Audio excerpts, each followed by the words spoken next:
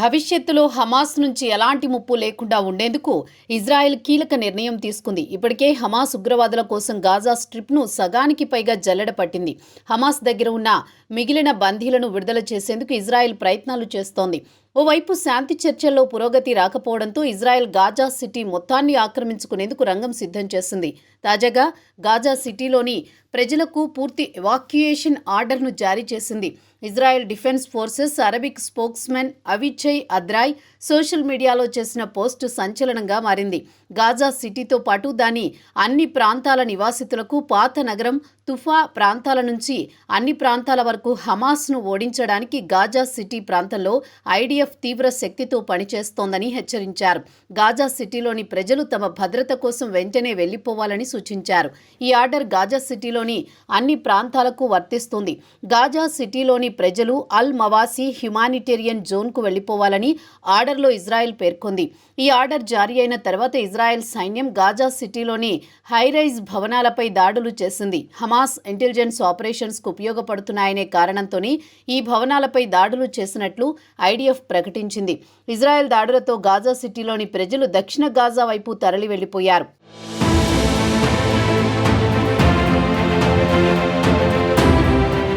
Gaza సిటీని పూర్తిగా స్వాధీనం చేసుకునే ప్రణాళికకు ముందస్తు హెచ్చరికగా ఈ ఎవాక్యుయేషన్ ఆర్డర్ను జారీ చేశారు. గాజా స్ట్రిప్లో గాజా సిటీ అతిపెద్ద నగరంగా ఉంది. ఇక్కడ దాదాపు 10 లక్షల మంది పాలస్తీనీయులున్నారు. అయితే గాజా సిటీ హమాస్కు కేంద్రంగా ఉందని, దాన్ని స్వాధీనం చేసుకుంటే హమాస్ను పూర్తిగా ఓడించినట్లు అవుతుందని ఇజ్రాయెల్ భావిస్తోంది. హమాస్ బందీలను విడుదల చేయకపోతే గాజాను ధ్వంసం చేస్తామని, గాజా గేట్ల నుంచి నరకం తెర తొలగుతుందని ఇజ్రాయెల్ డిఫెన్స్ మంత్రి ఇజ్రాయెల్ కాట్జ్ హెచ్చరించారు. ఈ ఆర్డర్ వల్ల గాజా స్ట్రిప్లో 80% ప్రాంతం ప్రమాదకర యుద్ధ జోన్గా ప్రకటించబడింది. గాజా స్ట్రిప్లోని ప్రజలు ఈ ఆర్డర్తో ఆందోళనకు గురయ్యారు. బుల్లెట్లు, బాంబుల వర్షం కురుస్తుండటంతో ప్రజలు తమ ప్రాణాలు అరచేతిలో పెట్టుకుని సురక్షిత ప్రాంతాలకు వెళుతున్నారు. గాజా సిటీలో ఉండి చనిపోవడమా లేక దక్షిణ గాజాకు వెళ్లిపోయి చనిపోవడమా అనేది తమ ముందున్న ఏకైక ఛాన్స్ అని అక్కడి స్థానికులు ఆవేదన వ్యక్తం చేస్తున్నారు.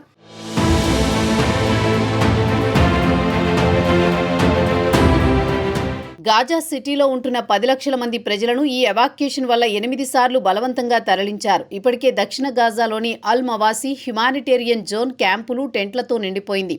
అక్కడ కూడా తమకు రక్షణ లేదని పాలస్తీనియన్లు ఆందోళన వ్యక్తం చేస్తున్నారు.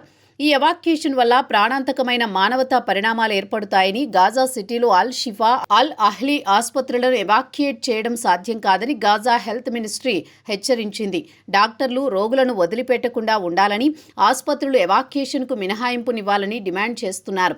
ఇక హమాస్ను పూర్తిగా ఓడించడానికి ఇజ్రాయెల్ ఈ ఆపరేషన్ను చేపట్టింది. గాజా సిటీ హమాస్కు ఇక చివరి కేంద్రంగా ఉంది. ఇప్పటికే గాజా స్ట్రిప్ను ఇజ్రాయెల్ జల్లెడ పట్టడంతో హమాస్ ఉగ్రవాదులు గాజా సిటీలోనే ఉన్నారని ఇజ్రాయెల్ భావిస్తోంది.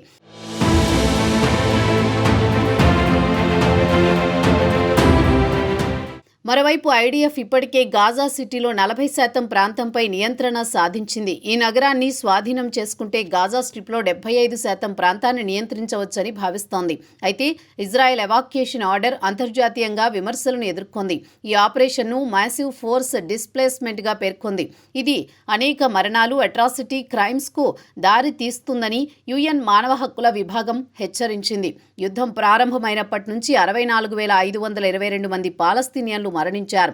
ఇక 399 మంది కరువు, పోషకాహార లోపం వల్ల చనిపోయినట్లు గాజా హెల్త్ మినిస్ట్రీ వెల్లడించింది.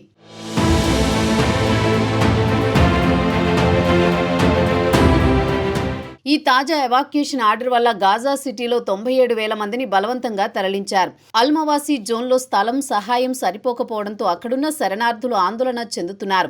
ఇక హమాస్ ఈ ఎవాక్యుయేషన్ ఆర్డర్ను బలవంతపు తరలింపుగా విమర్శించింది. దక్షిణ గాజాలోని సేఫ్ జోన్స్ నమ్మవద్దని హెచ్చరించింది. అయితే బందీలను విడుదల చేసేందుకు హమాస్ శాంతి ఒప్పందం కోసం సిద్ధంగా ఉంది. కానీ ఇజ్రాయెల్ యుద్ధాన్ని పూర్తిగా ముగించాలని, గాజా నుంచి బలగాలను పూర్తిగా ఉపసంహరించుకోవాలని డిమాండ్ చేస్తోంది. వైట్ హౌస్ ఆధ్వర్యంలో ఈ చర్చలు కొనసాగుతున్నా ఇజ్రాయెల్ మాత్రం హమాస్ పూర్తిగా ఆయుధాలను వదిలేయాలని డిమాండ్ చేస్తోంది. హమాస్ ఇంటెలిజెన్స్ ఆపరేషన్లకు ఉపయోగపడే భవనాలను లక్ష్యంగా చేసుకుని ఇజ్రాయెల్ దాడులు చేస్తోంది.